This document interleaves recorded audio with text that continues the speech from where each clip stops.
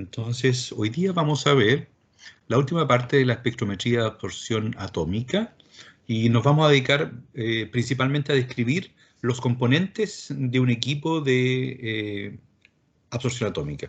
Esto se denomina un espectrómetro de absorción atómica, que es un equipo destinado a medir la absorción de la luz por parte de átomos que son de una muestra que son descompuestas en un atomizador.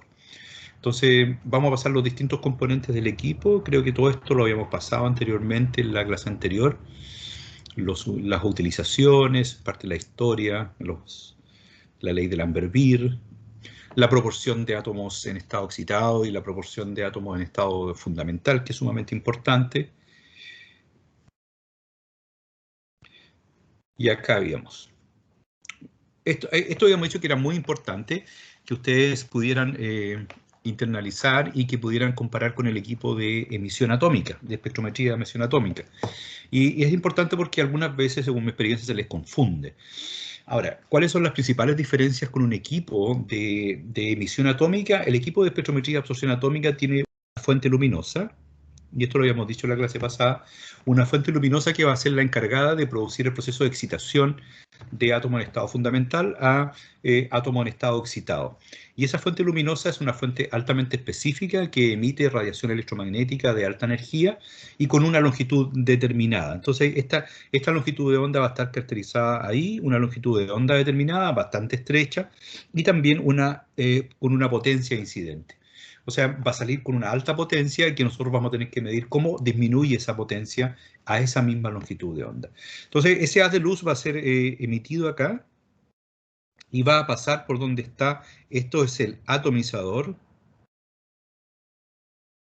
Ese es el atomizador, que es una llama, ¿no es cierto?, donde se encuentran todos los átomos en estado excitado, no sé, perdón, en estado fundamental y en estado gaseoso. ¿Ya? Y al pasar esa luz a través de la población de átomos, esos átomos van a absorber esa luz y van a pasar a estados de mayor energía. Y va a emitir, o sea, va a pasar a través del atomizador una determinada cantidad de luz de la misma longitud de onda, obviamente esto no cambia, ¿ya? De la longitud de onda, pero con una intensidad emergente, vamos a colocar una intensidad de salida. Y obviamente la intensidad de salida, el I0, va a ser mayor que la intensidad de salida, el I emergente. ¿Ok? Y muestra que hay un proceso de absorción. Entonces nosotros lo que tenemos que hacer es determinar A, que es igual al menos logaritmo de la intensidad emergente partido por la intensidad 0. Eso es lo que hay que hacer básicamente. Entonces, ¿cómo determinamos el I0? Haciendo simplemente un bypass de el haz de luz de la fuente luminosa a través de un juego óptico, a través de espejos. ¿Ya? Entonces, lo que está en azul ahí, en la línea discontinua, en azul, yo lo voy a colocar en azul también, es el trayecto de la luz de la fuente luminosa que hace un bypass, o sea, no pasa a través del atomizador, sino que pasa por al lado. Y por lo tanto, lo que va a llegar al detector va a ser el I0, la intensidad luminosa, sin haber pasado por el atomizador. Entonces, lo que ustedes ven ahí en azul, esto aquí se refleja, voy a colocar en azul en un chopper, es un espejo, ya, este es un espejo rotatorio, que rota a una velocidad muy alta, alrededor de 50 Hz, ¿ya? Esa es la rotación. Y por lo tanto la luz va a ir alternándose, va a ir pasando a través del chopper, va a pasar por el atomizador y 50 veces por segundo va a reflejarse en este chopper y va a seguir este otro trayecto donde pasa por un espejo colimador o focalizador 1 y después choca en un espejo colimador 2, aquí choca acá, se refleja, no es que choque, sino que se refleja acá, y aquí viene un espejo que es bien particular. Ese espejo es un espejo semitransparente, o sea, deja pasar la luz que viene desde el atomizador, o sea, el I emergente, y también acá tiene una parte que es un espejo y produce una reflexión de la luz, ¿ya? Del I0. Entonces aquí va viajando el I0. ¿Ya? Aquí sale el I0, lo voy a dejar en azul. Después viene acá I0 y después sigue el I0. Y se refleja en este espejito que hay acá, que es un espejo reflectante y semitransparente. Entonces voy a colocar espejo 3. Bueno, y obviamente después viene el monocromador, el monocromador que está acá, que selecciona la longitud de onda nuevamente, esa longitud de onda que está acá, la selecciona nuevamente en el monocromador, solamente para separar o filtrar la luz que emite la llama. Porque la llama también va a emitir luz, ¿no es cierto? Cuando uno incorpora una muestra se produce una incandescencia y también emite luz. Y esa luz hay que sacarla, ¿no es cierto? Hay que despejarla y para eso está el monocromador. Y deja pasar solamente la longitud de onda que tenía la fuente luminosa en forma original.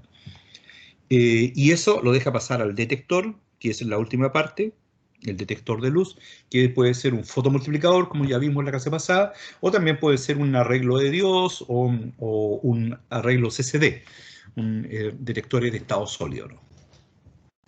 Y finalmente, este detector pasa esa información en forma de corriente eléctrica y se produce una lectura que va a leer básicamente, ustedes van a recibir la absorbancia. Pero esto obviamente no es una caja negra, sino que tiene ciertos componentes que son ópticos que a mí me interesa que ustedes conozcan cuál es su arreglo, su ordenamiento dentro del equipo para configurar este proceso de medición de la absorción.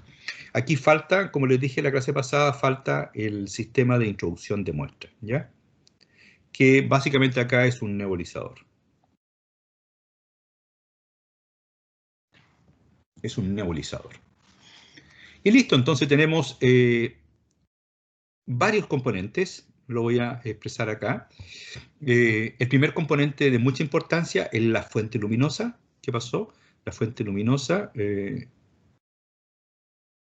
ahí, marcador saltado en amarillo. Esto es la fuente luminosa. ¿Me quiere jugar una mala pasada esta pizarra nuevamente?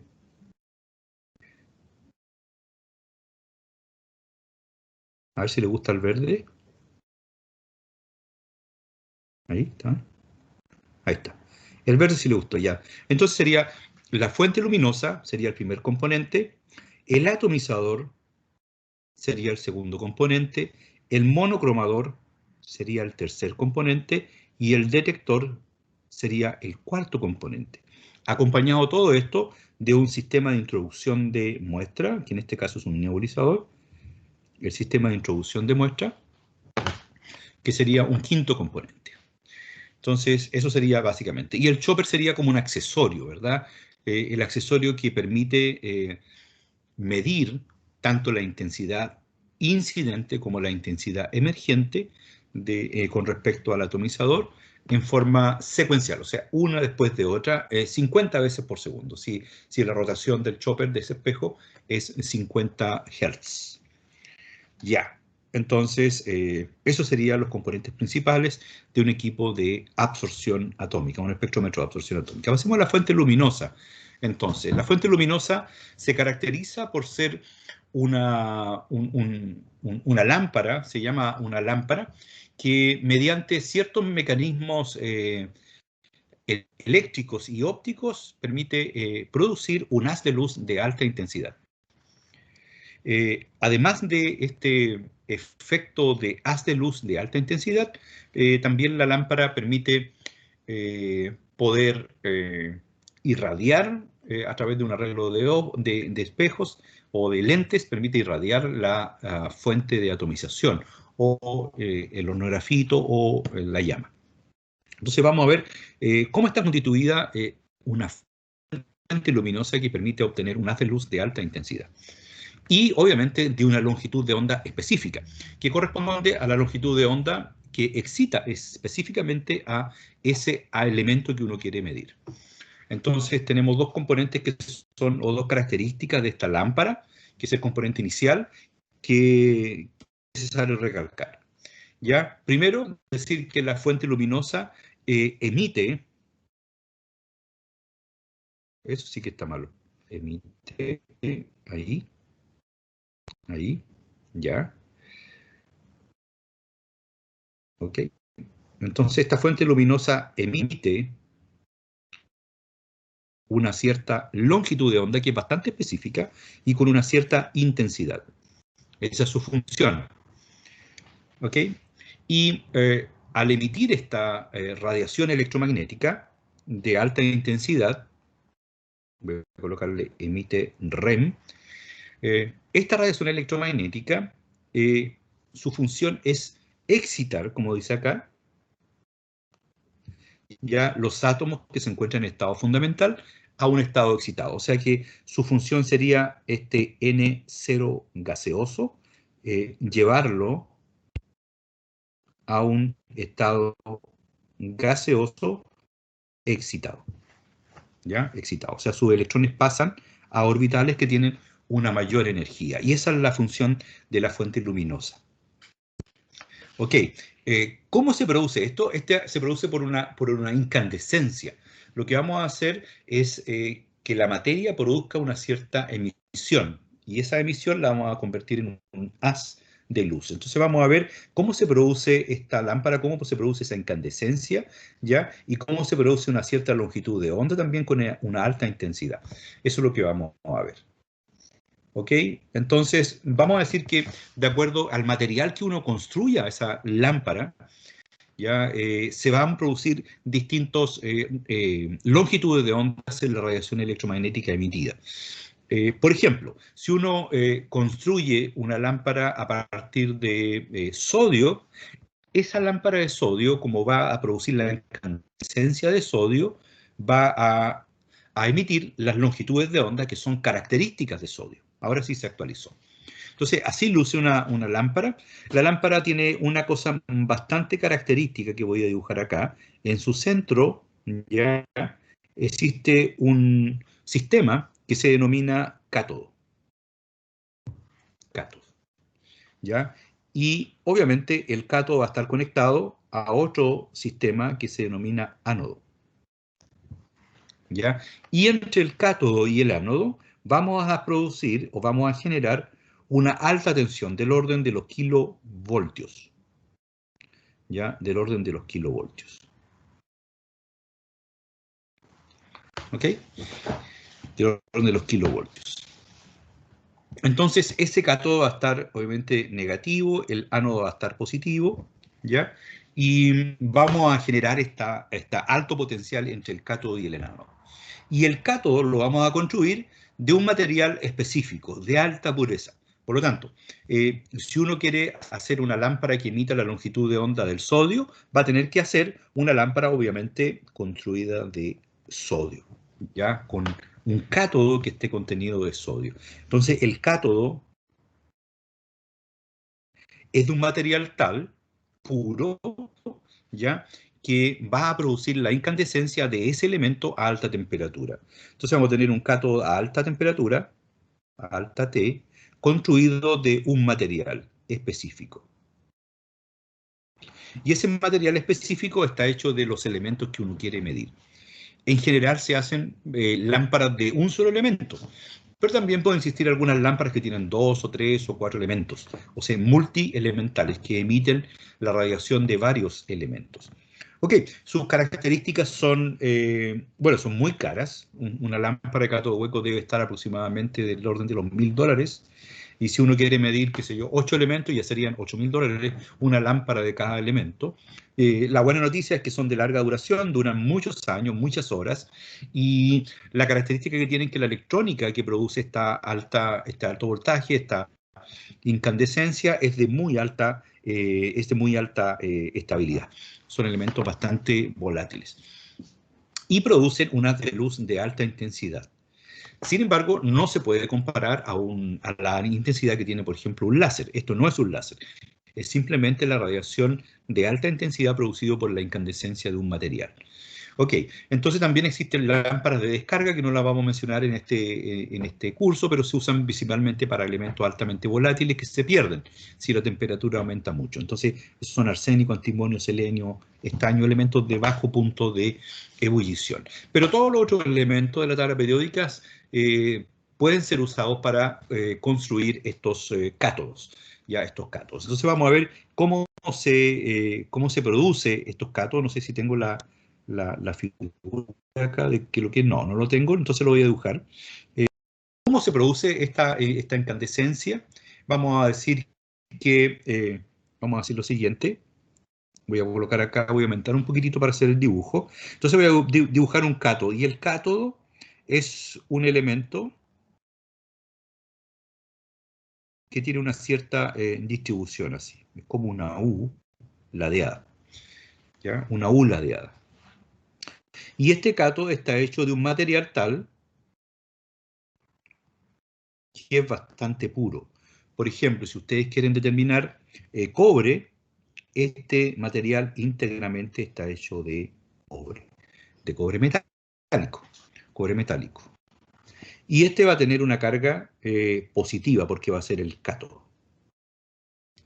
Ahora, este cátodo va a estar conectado, ¿ya? Va a estar conectado a otro elemento que va a ser el ánodo, el ánodo, el ánodo, ¿ok? El ánodo.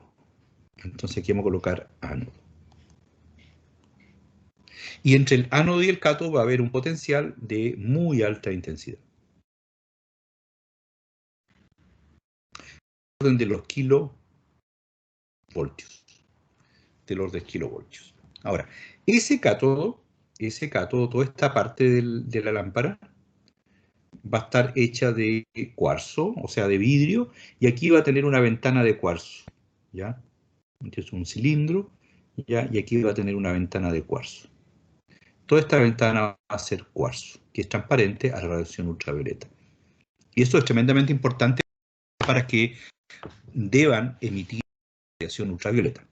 Y obviamente esto está cerrado acá, totalmente cerrado, y esta lámpara se llena o se rellena con un gas. Ya, en general lo que se usan son helio, o también se pueden utilizar argón. También se usa argón. Vamos a suponer que es argón. Ya, argón.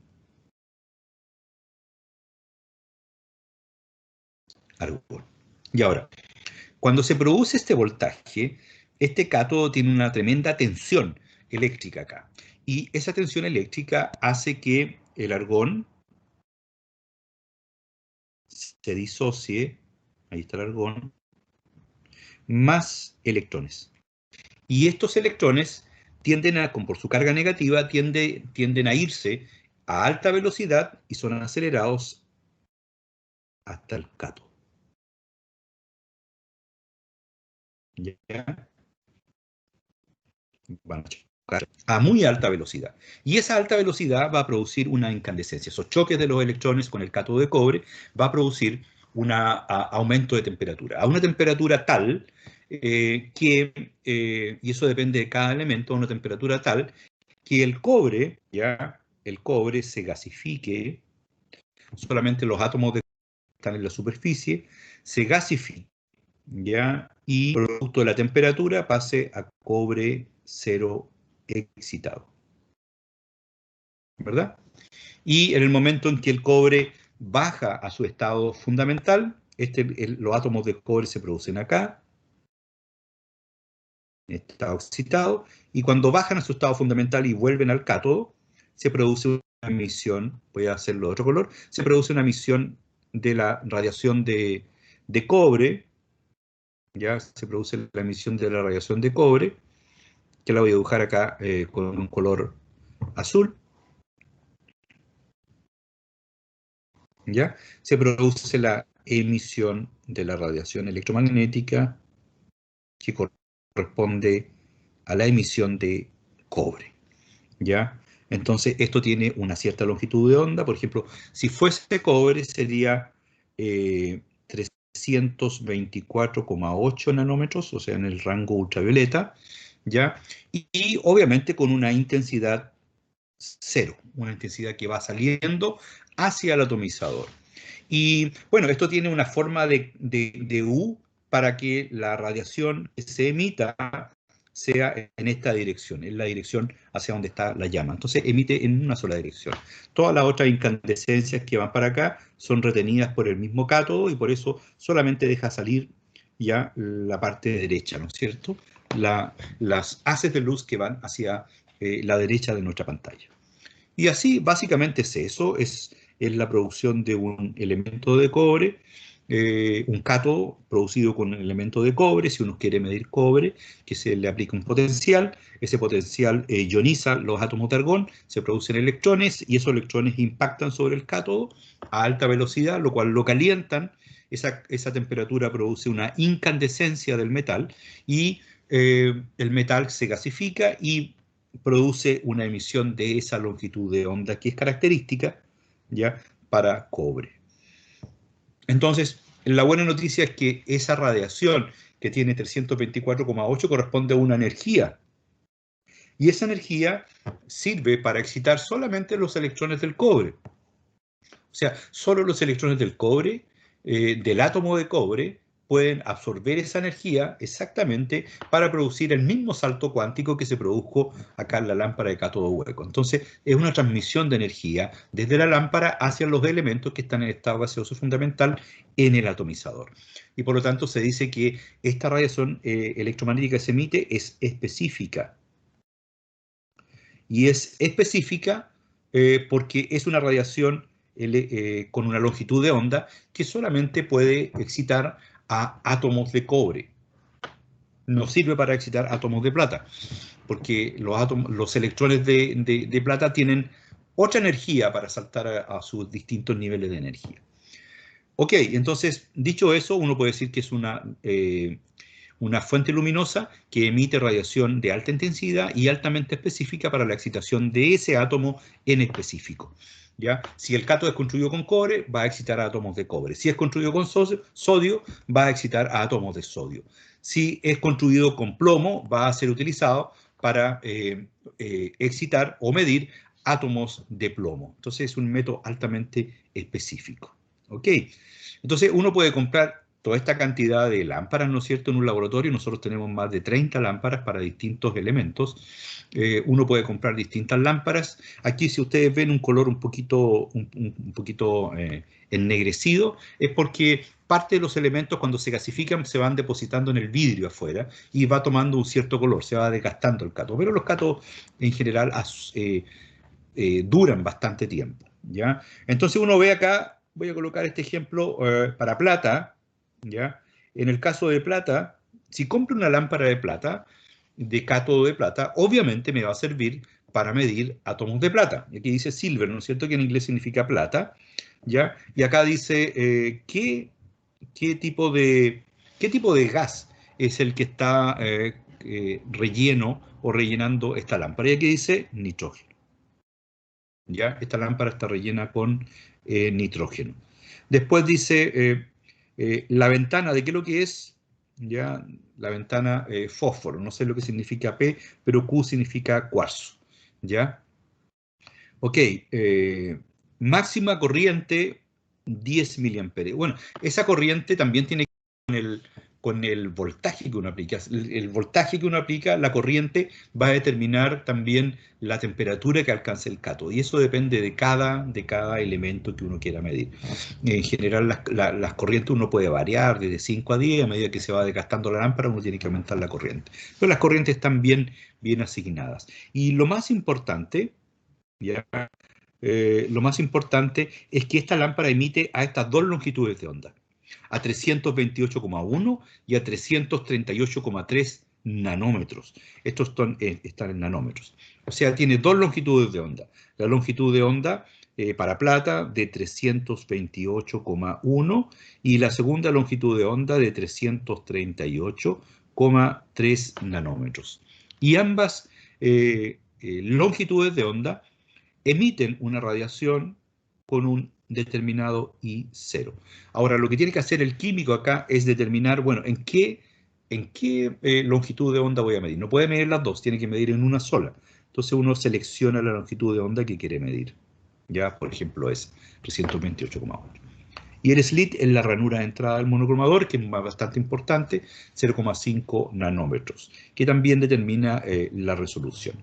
Entonces, para cada elemento, por ejemplo, si ustedes quieren medir arsénico, ya el gas es nitrógeno, la ventana es de cuarzo, la corriente de la lámpara máxima es 12, la recomendada es 10 microamperes, y las longitudes de onda, el que va a emitir esta lámpara, son 193,7, que es la longitud de onda en la cual uno mide arsénico, y también 197,2, que también es una línea, pero es menos intensa. Por lo tanto, la sensibilidad que uno va a alcanzar es menor. Entonces, para cada lámpara emiten distintas longitudes de onda. Fíjense ustedes que tanto para plata como para arsénico, y este otro que lo quiera, se me fue,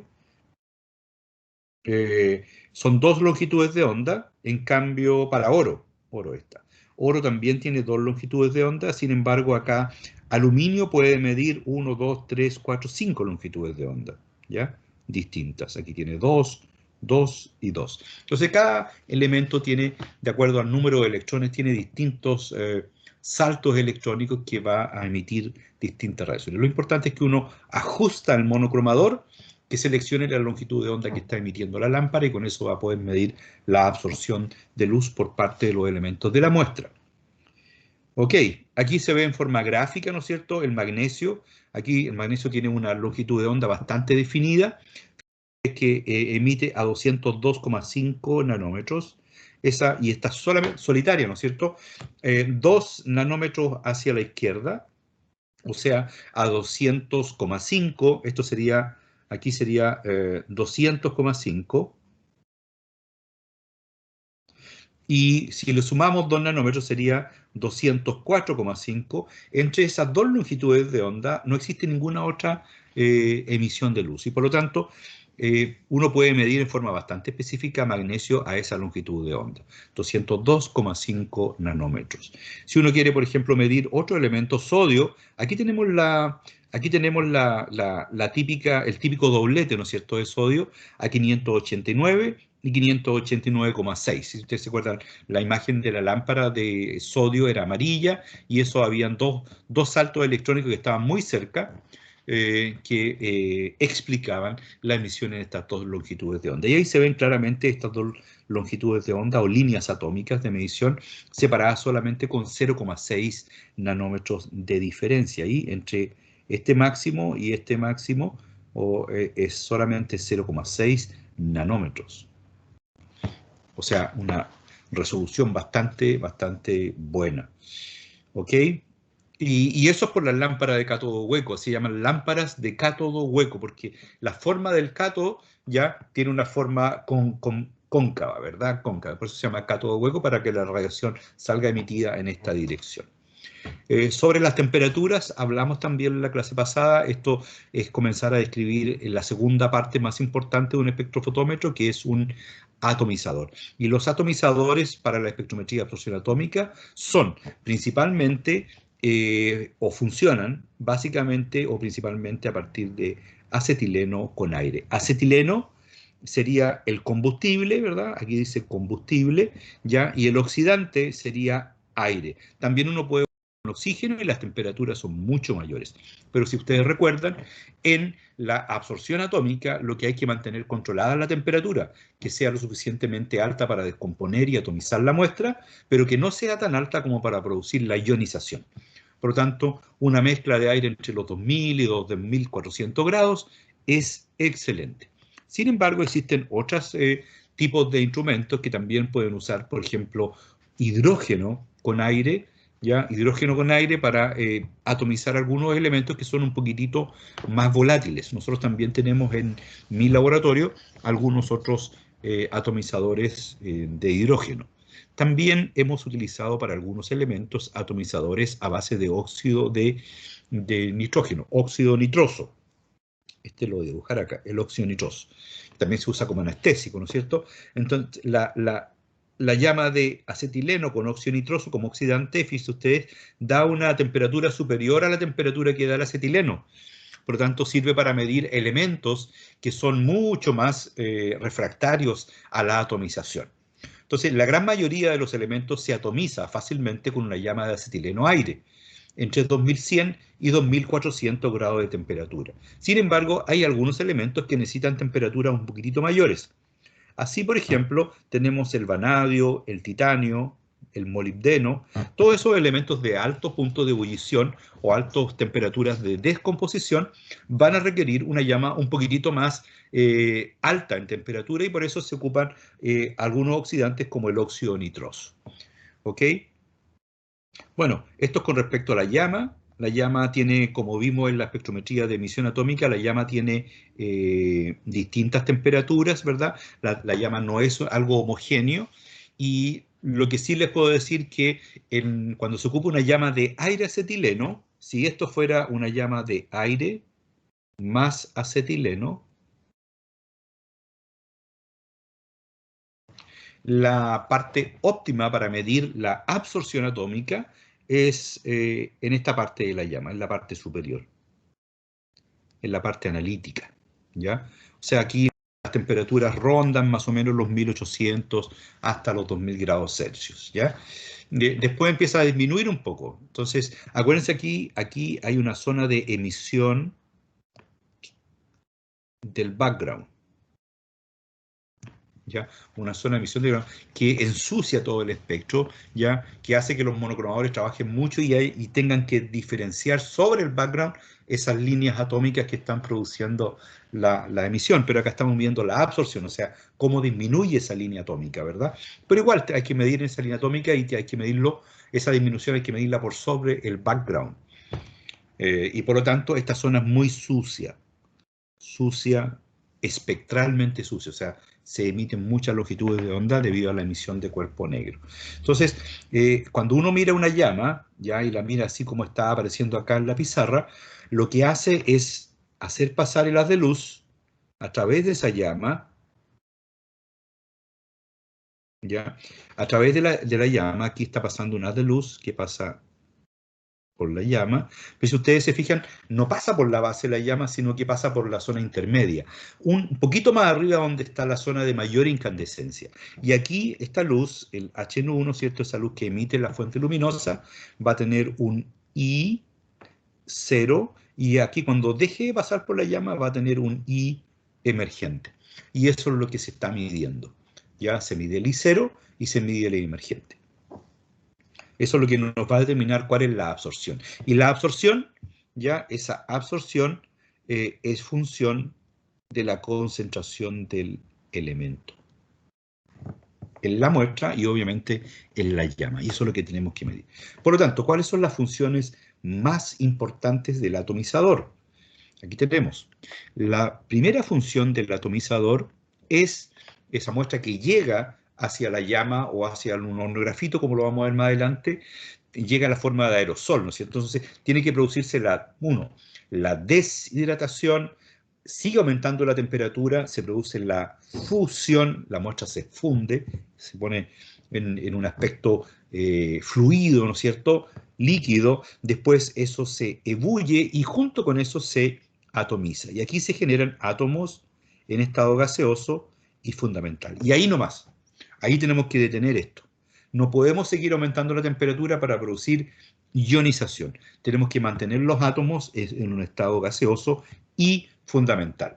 Y por lo tanto, la función esencial de la llama o del atomizador es producir esto que se llamaría la descomposición de la muestra y finalmente la descomposición de la muestra en átomos, en estado gaseoso y fundamental. Ya, átomos en estado gaseoso y fundamental.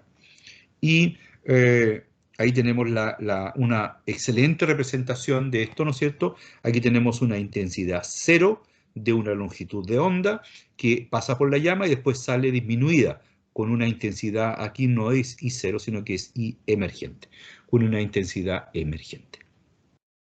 Ok, esa es la función de un atomizador. Entonces tenemos atomizadores que son básicamente de dos tipos, atomizadores de llama, dentro de las cuales los más importantes son los que usan acetileno, aire, y los que usan acetileno, óxido nitroso. Son las llamas más importantes.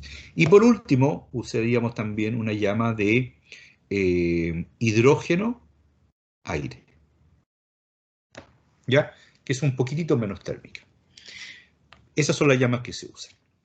También podemos tener atomizadores de otro tipo, que son una especie de tubos, ya un cilindro, ya hueco en su interior, ya donde se incorpora la muestra. Y acá tiene una especie de entrada este cilindro y aquí está su inicio y su fin. Y esto están hechos a base de grafito. ¿Por qué grafito? Bueno, el grafito es un material bastante interesante. El grafito tiene la propiedad de ser conductor eléctrico.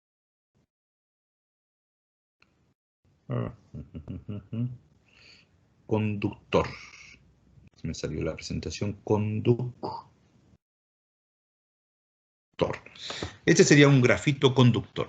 Por lo tanto, ¿qué es lo que, como es conductor de la corriente eléctrica, si uno hace pasar, conecta esto con un polo positivo, un polo negativo, ya aplica un gran potencial acá, del orden de los kilovoltios, aquí pasa corriente, ¿no es cierto? Aquí hay un flujo de corriente. Y ese flujo de corriente, ¿ya? Ese flujo de corriente que va a pasar a través de este material, que es el grafito, que es conductor, ¿ya? Electrones van pasando ahí, por eso es corriente, produce un aumento de la temperatura. Es como cuando ustedes conectan un cable y le hacen pasar corriente, ¿no es cierto? Ese cable se tiende a calentar. Bueno, el grafito también tiende a calentarse y aquí pasan corrientes de alto amperaje. Aquí aparecen corrientes de varios amperes, del orden de los 100 amperes, ¿ya? Y eso calienta mucho al grafito, a tal punto que se produce una incandescencia. ¿Ya? Entonces, el flujo de corriente, lo vamos a hacer así, el flujo de electrones es directamente proporcional a la temperatura del material. ¿Qué material? El material completo acá del horno de grafito. Y esto se calienta, ¿ya? La buena noticia es que con la corriente, si uno puede regular la corriente que pasa a través de ese grafito, uno puede controlar finamente la temperatura, muy finamente, del orden de 1 o 2 grados Celsius. Y cuando estamos hablando de temperaturas de 2500, 3000 grados Celsius, tener una desviación de 1 o 2 grados Celsius no es prácticamente nada, es prácticamente despreciable. Entonces, esa característica de poder regular la temperatura que pasa a través, la corriente que pasa a través de este horno de grafito, de este tubito, permite controlar finamente la temperatura de atomización. Entonces tenemos en conclusión dos tipos principales de atomizadores. Uno son las llamas y otros son los hornos de grafito. Vamos a hacer una comparación, un paralelo entre ambas técnicas de atomización o ambos atomizadores. Primero, ¿por qué se produce la atomización? En la llama se produce por un calentamiento, ¿no es cierto? O sea, la muestra entra en contacto directo con los gases de la llama. Y esas gases de la llama transmiten la temperatura y producen la descomposición y la atomización de la muestra. Eso se llama una forma quimiotérmica, porque uno transmite la energía térmica de una reacción química que está sucediendo, que es la reacción química de combustión. ¿Ya? La reacción química se produce por una reacción exotérmica, que es la reacción de combustión. En cambio, en el horno de grafito se produce una atomización electrotérmica. Eso quiere decir que se produce una descomposición y atomización de la muestra también por temperatura, por eso es térmica, pero esa temperatura es producida en forma eléctrica. Entonces, ambas descomposiciones son térmicas, una por una reacción química y la otra por una corriente eléctrica, ¿ya? Ahora, la descripción, ¿cómo es una llama? Una llama en general son llamas alargadas de 10 centímetros de largo, eso es lo convencional, más o menos 1 centímetro de alto, y el espesor, o sea, el ancho de la llama es alrededor de 1 milímetro. Y en esa zona de 10 centímetros de largo y 1 centímetro de alto están concentrados los átomos que componen la muestra, que se descompone. La muestra se descompone en esa llama y en ese surco se va a concentrar la mayor concentración de átomos en estado gaseoso y fundamental y por tanto ahí se mide. El horno de grafito es mucho más pequeño, tiene aproximadamente 3 centímetros de largo y un diámetro de 1 centímetro, o sea, es un tubito bastante pequeño, aquí ustedes lo están viendo, ahí se ven en forma destacada los hornos de grafito, tienen un pequeño orificio donde se introduce la muestra, por ahí se introduce la muestra o por acá, se introduce la muestra, y esa muestra se introduce con una micropipeta, ¿ya? O sea, se introduce un pequeño volumen. En el caso del horno de grafito, entre, digamos, 10 y 100 microlitros de muestra líquida se incorporan dentro del horno de grafito, usando generalmente una micropipeta en forma automática. El equipo tiene una micropipeta asociada que funciona en forma automatizada. No es que el operario esté inyectando con una micropipeta, sino que el horno tiene una micropipeta incorporada. En cambio, la cantidad de muestra que uno gasta cuando incorpora la muestra en forma de aerosol a una llama son alrededor de 5 ml. La muestra se incorpora aproximadamente a 5 ml, a 10 ml por minuto. Por un minuto, 10 ml. O sea, si uno incorpora, por ejemplo, 10 segundos, serían 100 microlitros de muestra. ¿Ya? Si son, no, 10 ml, si fueran 10 segundos, perdón, si fueran 10 ml por minuto en 6 segundos, ahí está, en 6 segundos, que es la décima parte de un minuto, se incorporarían, la décima parte es un ml, ahí está, un ml de muestra, porque el flujo es de 10 ml por minuto. Por lo tanto, en 6 segundos, que es la décima parte de un minuto, se incorpora un ml de muestra. Lo normal que uno tiene es que uno mide la muestra a lo menos unos 3 segundos. O sea, incorpora la muestra al nebulizador y durante 3 segundos mide. Por lo tanto, digamos que la cantidad de muestra que uno puede gastar parte desde la cantidad de muestra desde más o menos unos 20 ml de muestra. O sea, debe tener una buena cantidad de muestra. En cambio, y si es muy bueno, podría utilizar 5 ml. En el caso de 5 ml tendría que medir menos de un segundo. Se puede, pero no es lo normal. 5 ml es el tipo de muestra mínima, ¿ya? Y cuando uno mide bien, tiene que tener más o menos unos 20 mililitros de muestra. Eso es totalmente distinto a lo que uno gasta, por ejemplo, cuando mide con horno de grafito. Con horno de grafito solamente puede gastar desde 10 microlitros de muestra, o sea, bastante menor la cantidad de muestra que uno consume con horno de grafito.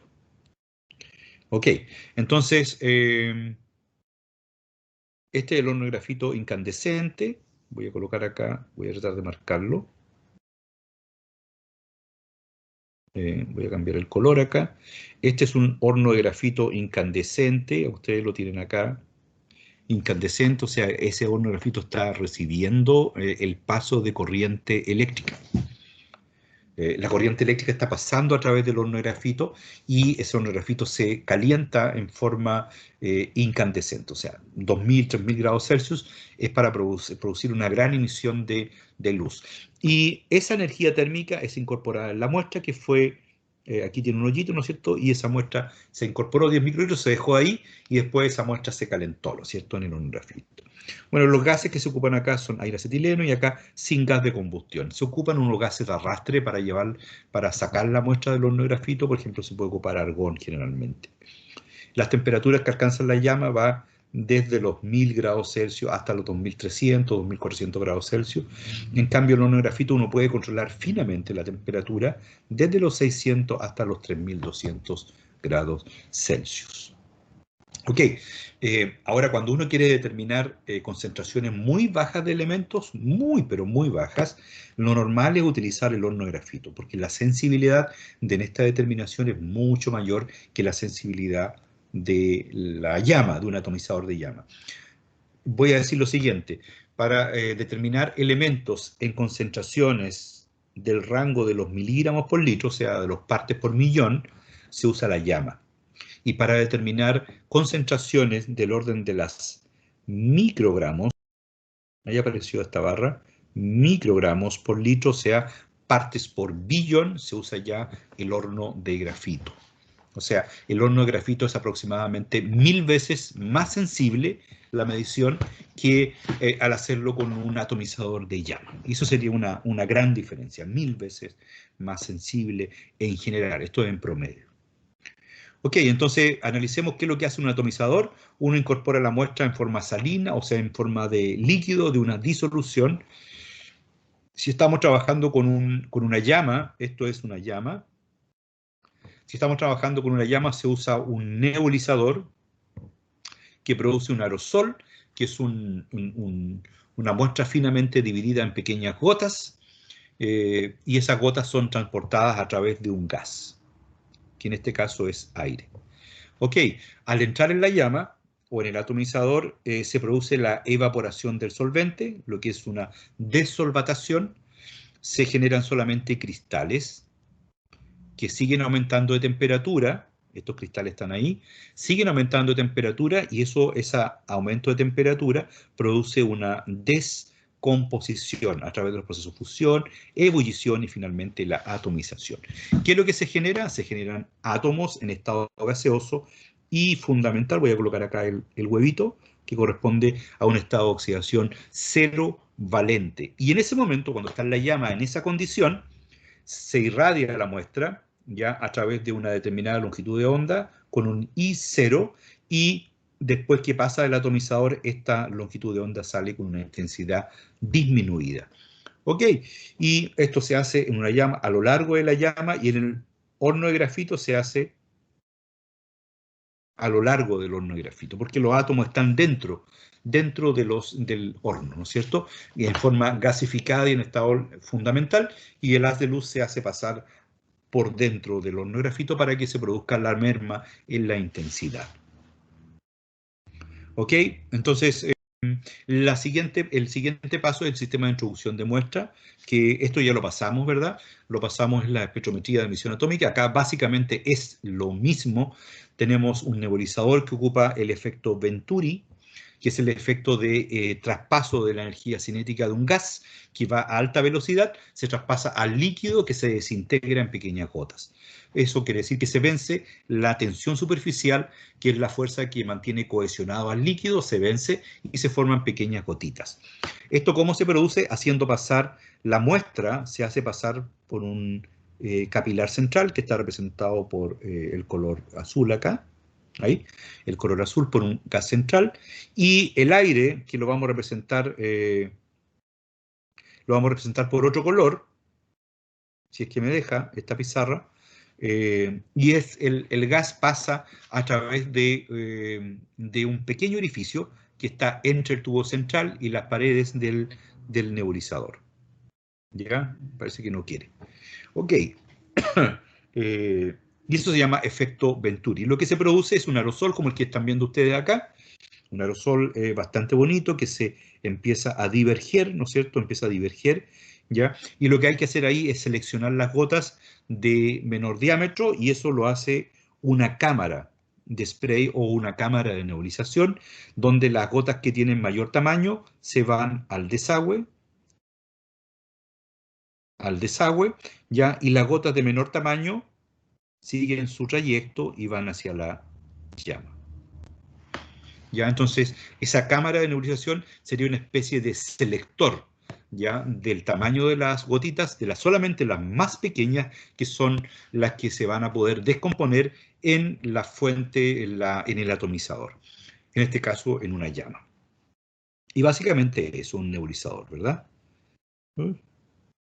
Ahí sí. Mantener. No me quería dejar salir porque seguramente estaba pegado en el video. Entonces voy a pasar a la siguiente, a esa, correcto, y ahí sigo. Me va a ir para así ese video. Ok, entonces el uso del atomizador, vamos a ver el horno de grafito. El horno de grafito es un método bastante más sofisticado. No es como la llama, los atomizadores de llama están en prácticamente todos los laboratorios que tienen espectrómetros de absorción atómica. Sin embargo, muy pocos laboratorios tienen los hornos de grafito, ese atomizador de horno de grafito, debido primero a que el costo del equipo es mucho más alto y los límites de detección que pueden medir el horno de grafito también se pueden hacer con un espectrómetro de emisión atómica con plasma inductivamente acoplado. Y por tanto la gente prefiere medir con plasma inductivamente acoplado debido a que pueden hacer la determinación de muchos elementos de forma simultánea.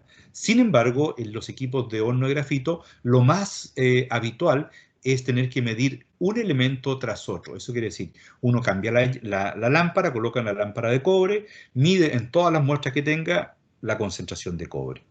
Después cambia a la lámpara de plomo y se vuelven a medir todas las muestras y se mide plomo. Y así sucesivamente uno va midiendo de elemento a elemento, lo cual es mucho más costoso en tiempo, ¿no es cierto?, más demoroso. Por lo tanto, horno de grafito se usa en específicas aplicaciones cuando hay poca cantidad de muestra y cuando la concentración que se quiere determinar es bastante baja. Y eso es muy importante que ustedes lo entiendan. Llama, el espectrómetro de absorción atómica con llama se usa prácticamente para todos los casos, con concentraciones que van desde los miligramos por litro, ¿no es cierto?, prácticamente para todos los elementos de la tabla periódica, excepto los elementos como el hidrógeno, el helio, el neón, que no se miden, pero todos los metales se pueden medir por absorción atómica con llama. Y lo que hay que tener es una buena cantidad de muestras. O sea, si uno tiene la muestra disuelta, tener al menos unos 20 mililitros para poder medir la muestra. En cambio, si uno mide con la absorción atómica con horno de grafito, las concentraciones que puede llegar son a microgramos por litro, o sea, partes por millón, y la cantidad de muestras que debe tener son pequeñitas. Pueden tener incluso hasta 1 ml de muestra, 100 microlitros de muestra, y eso ya es suficiente para medir la concentración de varios elementos en esa muestra. En laboratorios forenses, por ejemplo, donde las cantidades de muestras son muy pequeñas, se utiliza bastante el horno de grafito. Ok, aquí tenemos un horno de grafito. El horno de grafito tiene, básicamente, es un atomizador, por lo tanto tiene las mismas funciones que una llama, ¿no es cierto? Son las funciones del atomizador: convertir la muestra en elementos en estado gaseoso y fundamental, también producir la descomposición de la muestra, o sea, el secado, fusión, ebullición, atomización también, y la diferencia es que podemos llegar a temperaturas de hasta 3000 grados, 3300 grados se pueden llegar en un horno de grafito. No hay problema, o sea, se pueden atomizar una gran cantidad de elementos. ¿Cuáles son los pasos con los cuales se aumenta la temperatura en un atomizador de horno de grafito? Tiene distintas etapas. Básicamente tiene etapas de secado. Esta es la primera etapa, que se denomina el secado de la muestra. Aquí lo que se hace, la muestra se incorpora en estado líquido y lo que se hace, se comienza a aumentar la temperatura hasta 105 grados Celsius y permite que se evapore todo el agua. La muestra se seca dentro del horno, secado dentro del horno, ¿ya? Y el aumento de temperatura es relativamente bajo, o sea, se calienta desde temperatura ambiente, que están las muestras, hasta 105 grados Celsius y se espera. Se espera una cantidad de tiempo, puede ser 1, 2, 3 minutos, que la muestra quede totalmente seca, ¿verdad? Una vez que, por eso aquí aparece un tiempo de secado, que pueden ser de algunos minutos, ¿no es cierto? La temperatura aumenta de temperatura ambiente, o sea, aquí está 25 grados Celsius, pasa a 105 grados Celsius, ahí están los 105 grados Celsius, permanece un tiempo, aquí está el tiempo, en el eje X, ¿ya? En el eje X permanece un determinado tiempo y luego la temperatura aumenta en forma sostenida hasta más o menos unos 500, 600 grados, y ahí que viene la segunda etapa, que es la calcinación, ¿ya?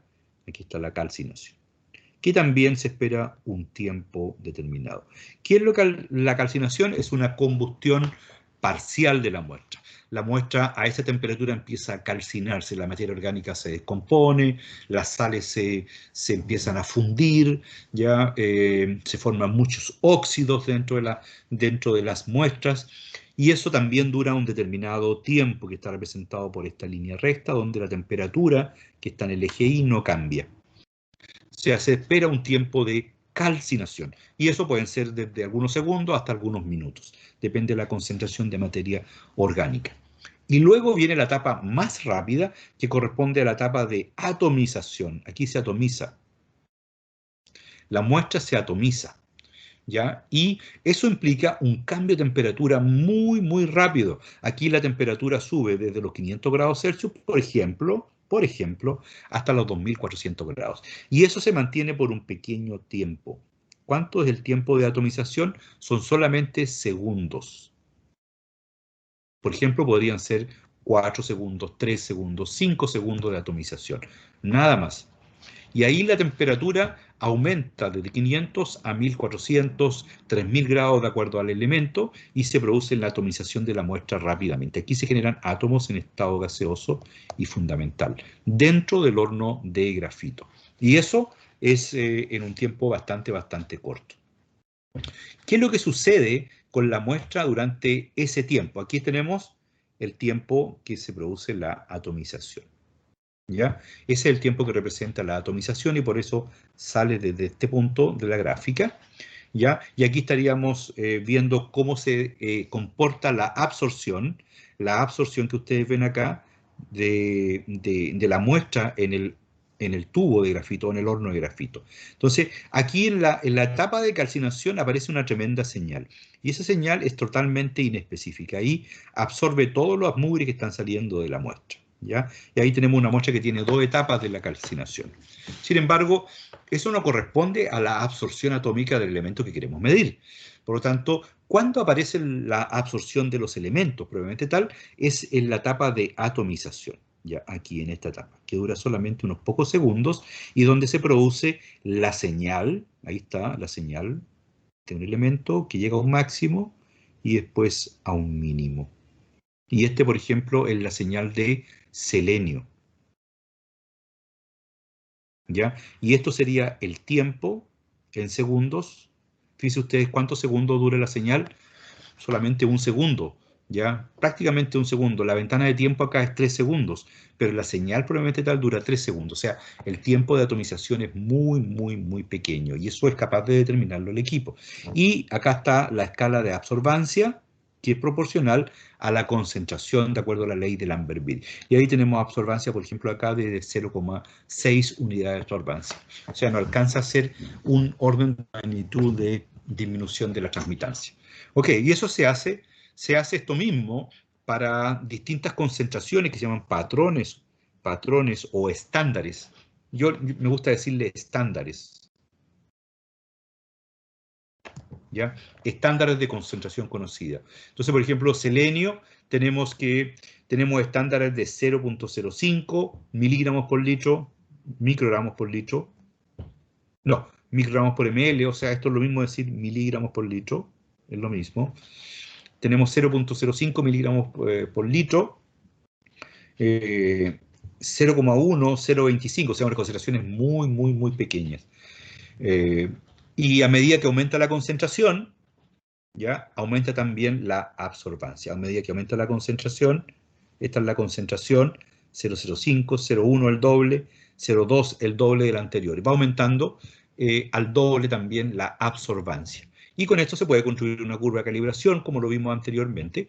Y después lo que uno hace es mide la muestra, ¿no es cierto? Esta sería la atomización de la muestra, por eso dice muestra acá, ¿ya? Y de acuerdo a la curva de calibración, esta altura o el área del pic, uno puede medir la altura del pic acá, la altura de la señal, que sería más o menos 0,5, o también puede medir, también se hace que uno puede medir el área bajo la curva, o sea, mide esto, y eso lo mide el equipo, ya hace una integración del área bajo la curva. Por ejemplo, si uno tiene la señal más ancha, no sé, también se trabaja en área, en función de la concentración. Y básicamente es eso, o sea, el perfil de temperatura del atomizador en la etapa de atomización genera una señal bastante, bastante aguda, muy corta, y eso permite determinar muy bajas concentraciones. Excelente. Aquí tenemos distintas señales, por ejemplo, la que yo les mostraba de selenio.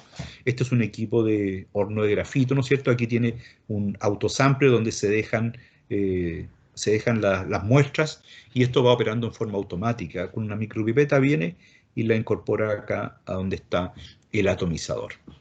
Y después de cada muestra, obviamente, el equipo purga o lava, limpia el horno de grafito a través de un gas. Se calienta esto a 3000 grados Celsius, se impulsa un gas y con eso uno desecha la muestra en forma de gases. Y incorpora nuevamente, baja la temperatura del horno de grafito e incorpora la siguiente muestra. Ok, aquí tenemos señales, por ejemplo, de antimonio, de arsénico, pequeñas concentraciones, muy pequeñas concentraciones. Fíjense que esta concentración de selenio es de 1 microgramo por litro, o sea, una parte por billón, y da una tremenda señal. Eso es una parte por billón, o sea, ¿cuál sería la mínima cantidad detectable si fuera eso, por ejemplo?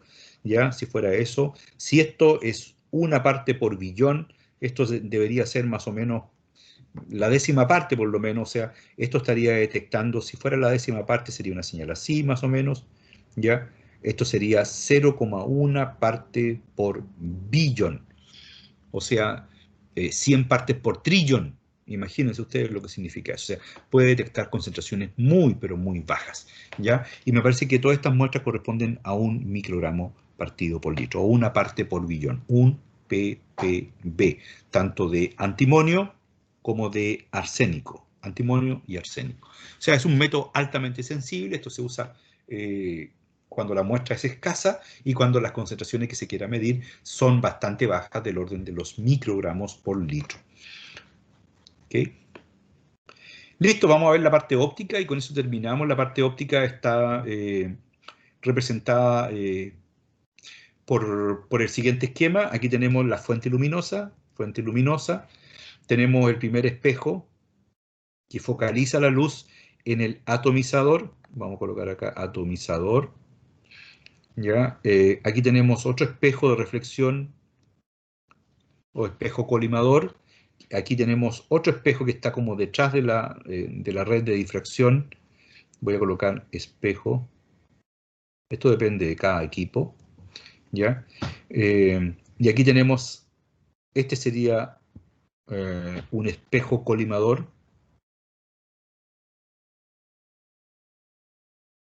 que concentra el haz divergente y lo concentra en nuestra querida red de difracción, que ya la conocemos bastante, ¿no es cierto? ¿Qué es lo que hace la red de difracción? Separa las distintas longitudes de onda que la luz, el haz de luz que incorpora, que refleja y que difracta, lo separa en sus distintas longitudes de onda con respecto al el eje, ¿no es cierto?, de esa red de difracción.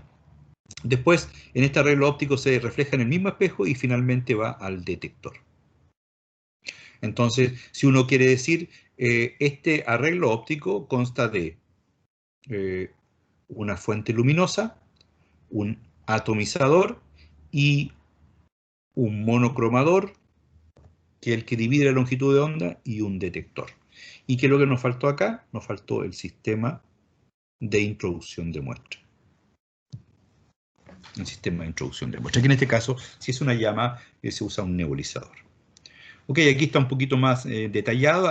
Lo que está acá está detallado el bypass, o sea, la función del chopper, ¿no es cierto? Aquí estaría la fuente luminosa, la luz, ¿ya? Que en este momento se difracta o se refleja hacia acá y hace un paso por la muestra, pero si se refleja hacia acá, donde está rosado, le hace el bypass, le hace el quite al atomizador y por lo tanto este tipo de luz que va por acá, aquí está rosada, no sé si la tengo acá, sí, aquí la tengo, este sería el I0,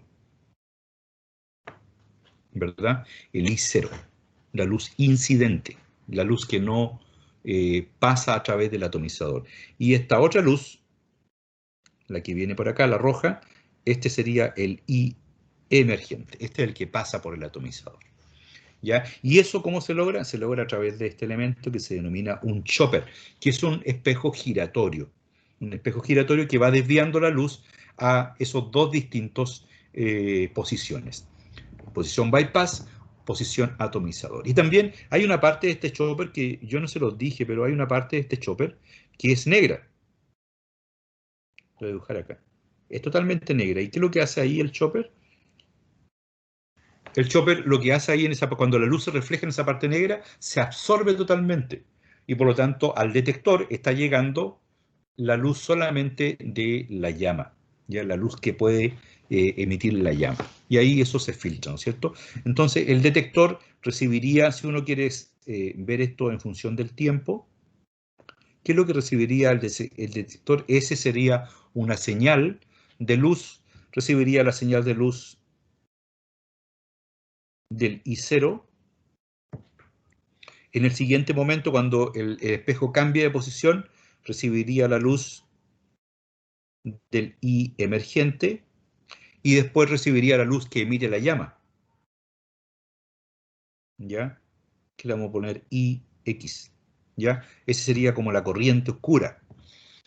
Y esa medición de esas tres, ¿ya? De esas tres intensidades de luz se realiza alrededor de 50 veces por segundo. Por lo tanto, la medición de un segundo corresponde a 50 mediciones de la razón o la proporción o el cociente entre I e I0. Entonces, corresponde a un promedio en general, un promedio que se produce en un segundo. Y después esto se va repitiendo, a medida que el chopper va rotando, ¿no es cierto? Va rotando y se produce otra sesión de mediciones. I0, I emergente, I X. Ya, esta es la corriente. Este es oscuro, ¿no es cierto? Cuando no pasa nada de luz. Esa es la señal cuando no pasa nada de luz. Siempre hay una señal electrónica, ¿no es cierto? Que tiene que ser medida. Ok, y si quisiéramos dibujar esto en colores, en rojo, ¿qué es lo que está en rojo? En rojo está el I emergente, el que pasa por la llama. Y en color fucsia, ya separó esta cuestión. En color fucsia estaría el I0. ¿Qué pasa con el color fucsia? El color fucsia es la intensidad cero, ¿no es cierto? Eh, Ahí sí, remarcador magenta. ¿Ok? Ah, no quiere cambiar. Ya no importa. Magenta, ustedes le colocan magenta ahí al la primera barra que representa la intensidad I0. Ok, está lo mismo, ¿no es cierto? Pero con distintos arreglos ópticos, distintos cambios. Aquí está la fuente luminosa nuevamente, el atomizador, ¿verdad? Después está el espejo colimador 1, la red de difracción, el espejo colimador 2 y el detector, que puede ser un fotomultiplicador. Ahí está la radiodifracción, que ya la conoce, yo no se la voy a explicar. La radiodifracción que se basa en dos fenómenos, la reflexión y la difracción de la luz en función de su longitud de onda. Eh, Esto no lo vamos a pasar, que es un equipo que tiene un detector de estado sólido. ¿Ya? En el equipo de estado sólido uno puede incorporar distintas lámparas que midan distintos elementos en forma simultánea. Esto no tuvo éxito, se lanzó por ahí por el año 90, 93, por ahí se lanzó un equipo simultáneo de absorción atómica con horno de grafito, pero lamentablemente no dio mucho resultado. Quedó en el olvido. Ahí está un equipo con distintas lámparas, ¿verdad? Este sería la lámpara 1, lámpara 2, lámpara 3 y lámpara 4, cada una para medir distintos elementos. Por ejemplo, aquí uno podría medir sodio, potasio, litio, qué sé yo, calcio, ¿ya? Y podría medir esos tres elementos de forma simultánea. Ahora, lo normal es medir un elemento cada vez, en forma secuencial. Todas las muestras, elemento 1. Termina la última muestra, todas las muestras, muestra 2. Todas las muestras, elemento 3. Todas las muestras, elemento 4, así. Y por lo tanto es mucho más lento que medir por ICP óptico, ¿no es cierto? Ok, eso es un típico elemento. Ahí están los equipos que tenemos en el laboratorio. Es un espectrómetro de absorción atómica con llama. Y acá tenemos un espectrómetro de absorción atómica con horno de grafito, que ya no está en uso. Realmente no lo usamos. Ahora se compró un equipo, un ICP de masa, un plasma inductivamente acoplado con detector de masa, que es mucho más sensible que todo esto, incluso que el horno de grafito. Pero ahí los tienen ustedes para que los puedan ver. Ok, con respecto a la eficiencia analítica, dijimos que el horno de grafito, el equipo de absorción atómica con horno de grafito puede detectar concentraciones mucho más bajas. Entonces aquí lo que se muestra en esta proyección es el límite de detección, que se abrevia como Limit of Detection, LOD, ¿ya? El límite de detección. Y el límite de detección aquí está en nanogramos por ml, lo que es, yo no sé por qué hacen esta tontera. Nanogramos por ml es lo mismo que decir microgramos partido por litro, ¿no es cierto? O sea, en partes por billón, ppb, ppb, partes por billón. Para algunos elementos nomás, y aquí tenemos el equipo de absorción atómica con llama. Absorción atómica con llama, que es lo más común de los comunes. ¿Ya? Aquí está el equipo de absorción atómica, pero con un atomizador electrotérmico, o sea, con horno de grafito, electrotérmico. Ya lo dijimos ya. Es un calentamiento de un horno a través de la electricidad. Entonces, es calentamiento electrotérmico. Entonces, aquí comparemos la llama, la absorción atómica con llama, con la absorción atómica electrotérmica o con un horno de grafito. Y veamos los límites de detección. ¿Cómo vamos a definir el límite de detección? Entonces, límite de detección se define como la mínima concentración del elemento que puede ser detectada.